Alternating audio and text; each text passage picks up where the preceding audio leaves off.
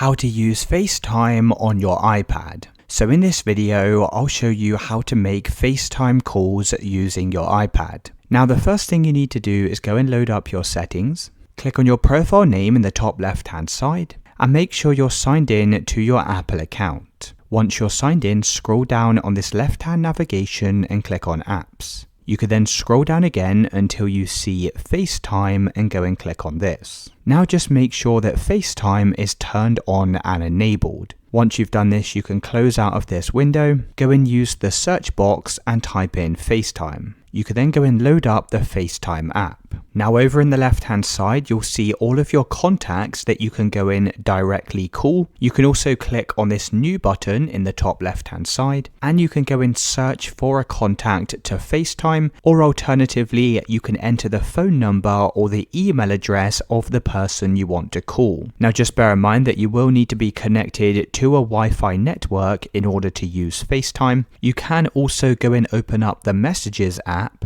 and just click on the message or the contact that you want to call. And if you see this icon here, you can go and select this in order to call and FaceTime this person. So that's how to use FaceTime on your iPad.